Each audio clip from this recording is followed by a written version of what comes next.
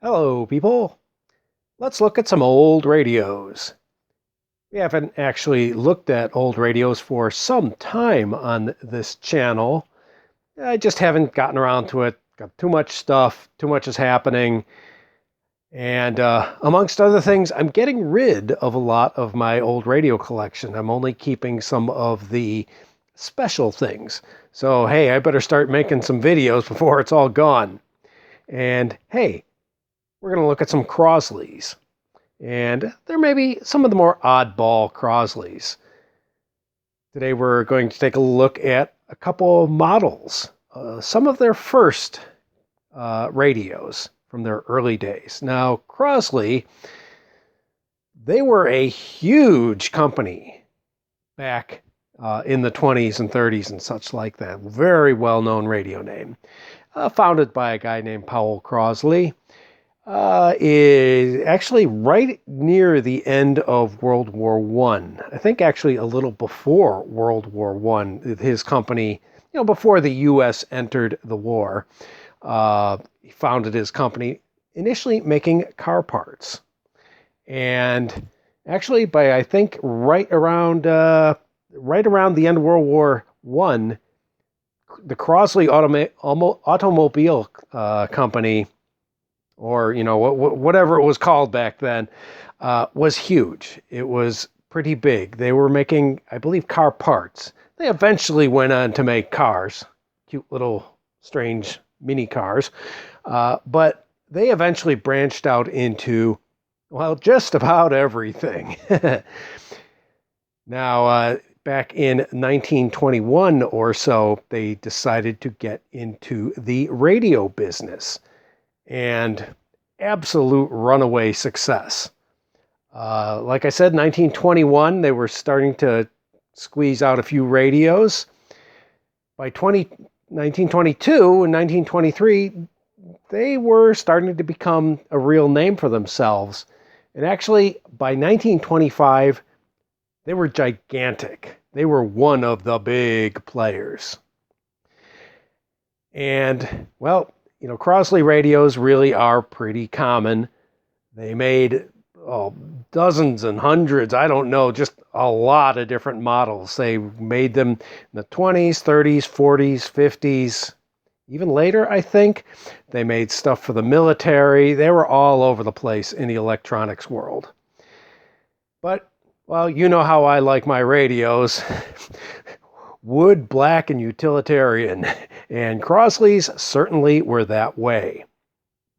So we're going to look at one of the more oddball models, the Model 8, or VIII. And you can see there on the logo, Crosley in Cincinnati. Yes, they were Cincinnati, Ohio. The VIII.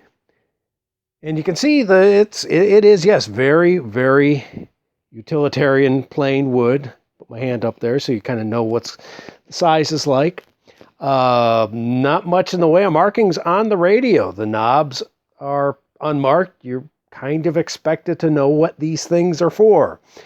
Now, we do see an A and a G. Well, those are, E, I guess that's an E for Earth. Aerial and Earth.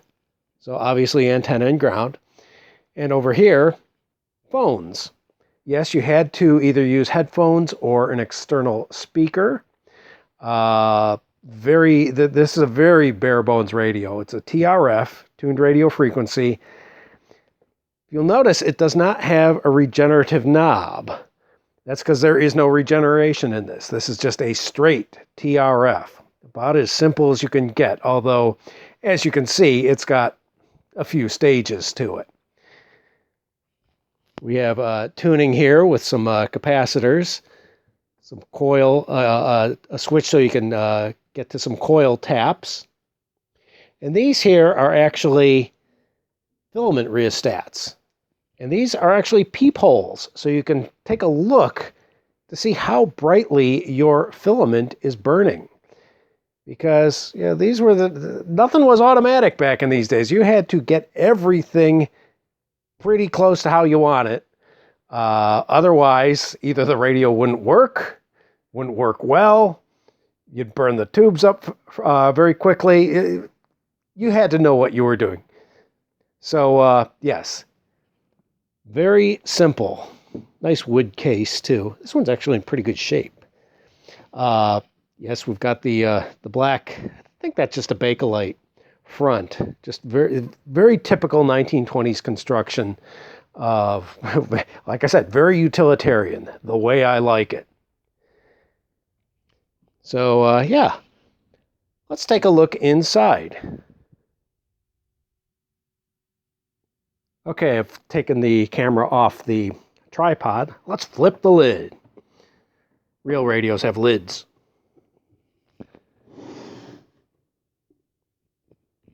Get my cord out of the way. Actually, this might be better if I swung this around. Oh, fingers in the way. There's a lot of air in this thing.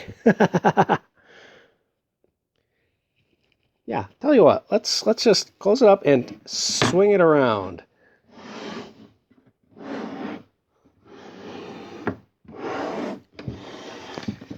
All right. Oh, much better, much better. Well, let's take a look at this. Obviously a big coil, some strange black things, obviously some tubes, obviously a transformer. And as you can see, yeah, this is made in the very typical 1920s fashion. You have a little board down there where you can see the hookups for the external power supply, typically batteries, although you could use a battery eliminator, certainly. Got some 201s there. Don't know who made these. I have not been in this radio for a million years. Oh, it's an airline. Okay. Oh, well, here, we'll take the tube out because you can see nice porcelain sockets, 3 of them. So, yeah, early in the days of radio, porcelain or ceramic was used for tube sockets all over the place. Yeah, they were used well into the 60s, some ceramics for kind of special cases, but for cheap consumer stuff, yeah, they quickly went to Bakelite or even wafer sockets to save cost because these ceramic sockets, they were expensive. So let's put you back in. And yeah, you could use 201As, you could use a whole bunch of things. You could even stick a 200 in there if you really felt like using one of those things.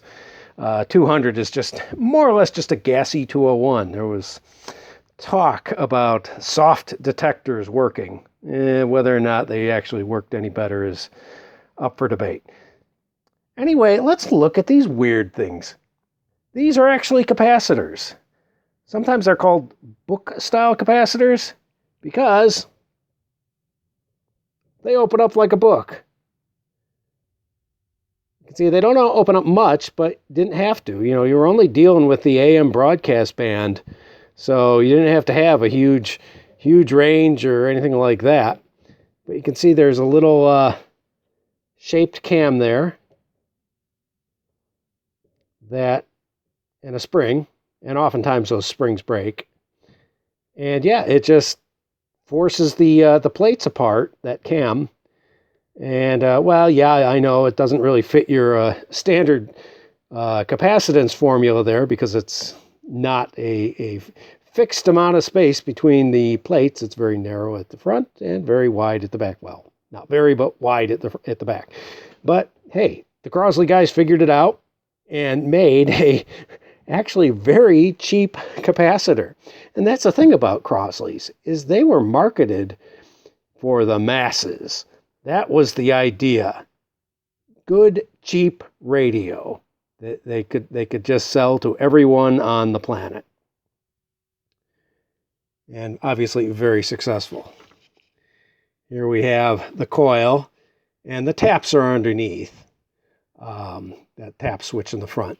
But yeah, you basically fiddled around with those 3 things until you managed to get kind of the station you wanted. And yeah, there was no nice dial that, hey, I want to listen to 1050 AM. No, you had to kind of hunt around for it. That's just where the days. how it was back in those days. But yeah, the nice bus bar style wires. Yeah, very neat. And yeah, up here we got a tag, although it's obviously upside down there.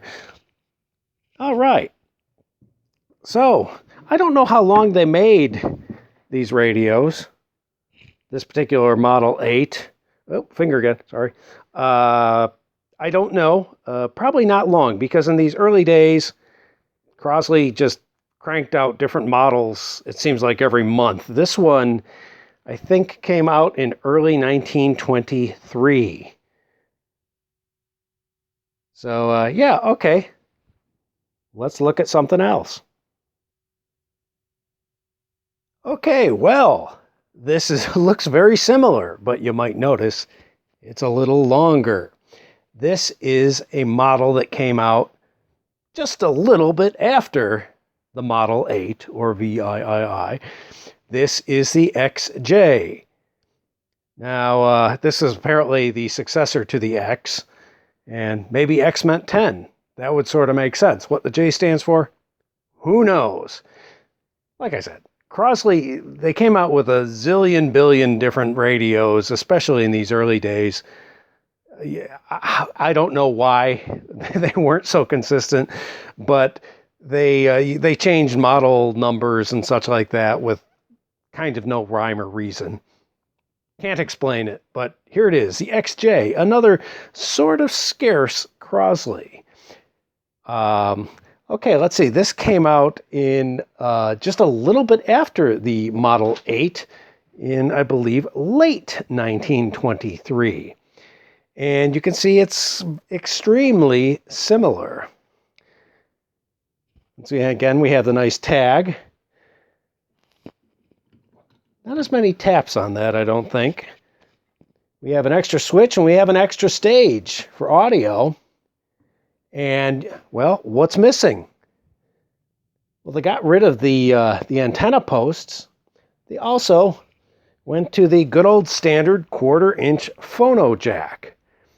People don't realize the 1/4-inch phono jack, which is still used all over the place today, is an absolutely ancient connector. And even in 1923, it was already an extremely well-established standard. It'd be kind of interesting to see where the 1/4-inch phono plug actually came from. Well, I'm pretty sure it came from the phone company, but the whole genesis of that's a different story, different video, whatever. But you can see Crosley switched to that. Once again, there's no speaker here. You had to either get headphones with an adapter so you could use the phono jack, or you went to an external amplifier with a speaker. Or if you had a small speaker, this could probably deal with a pretty small speaker. So, yes, it's extremely similar to the 8.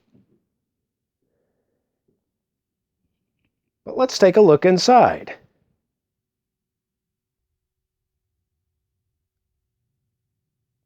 Okay, I've got the phone, off the tripod.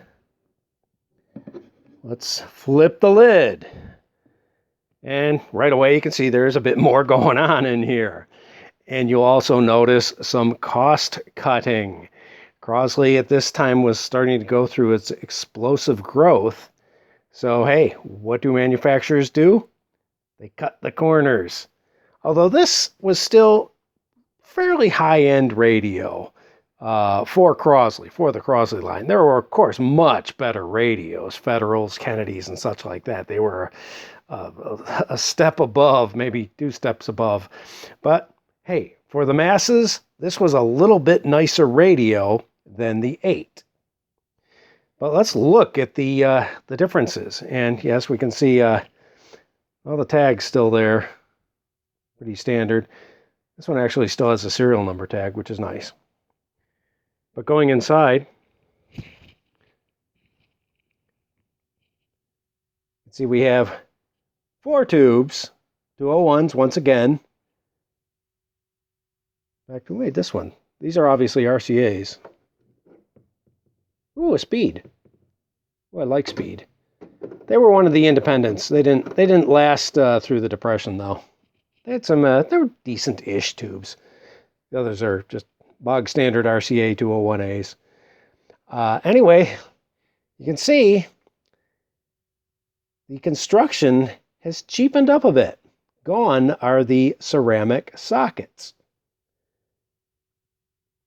And the coil is a little different too. It's now one of these woven coils. The capacitors are, well, they're pretty much the same, as you can see. The book style capacitors. And believe it or not, that's the original warranty card. And yes, the serial numbers do match. But they obviously cheapened things up. Everything's on one board, sort of. The battery connections there, you can see. Got some nicer, bigger transformers. The 8 didn't really have much in the way of transformers. I believe it was all direct coupled. But this actually has audio transformers. And, well, being 1920s audio transformers, they're probably dead. Because they all seem dead. The wire in those is so fine, they always break. The filament rheostats, once again, you get the peepholes. Make sure your tubes are glowing at the right temperature, because not everyone had a voltmeter.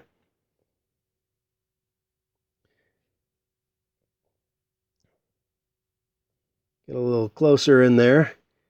The rheostats are very interesting. You can see they have, instead of a wiper, they've got sort of a plunger that goes up against the probably nichrome wire.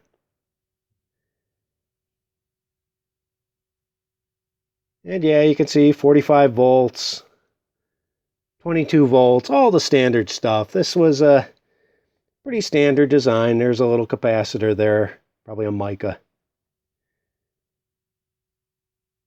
But yeah, so you can see that just in the space of a few months, they had changed a lot of their construction practices. And of course, this would happen again and again and again, because this old 1920s style construction, well, by the 30s, it was mostly gone. By the early 30s, started to go towards the standard metal chassis and all that. Because, you know, let's face it, there's a lot of handwork in here. So, yeah, that is a Crosley XJ. Now, apparently, in my notes here, apparently there was a Super XJ as well. I don't have one of those. I don't have a picture either. Apparently, it was one of these with an extra tickler coil. That's something I just dug off the internet. A little bit of trivia there. Okay, well, let's close this guy up. And I'm going to put them back on the shelves, because hopefully I will not be getting rid of these.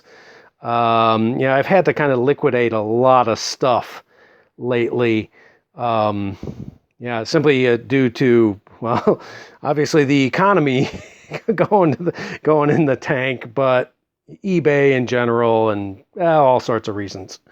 So, yeah, great. I'm showing you the back of the radio. Oh, yeah. Well, there are holes in the back of the radio. That's where obviously where you stick your cords for your battery eliminator and all that kind of good stuff.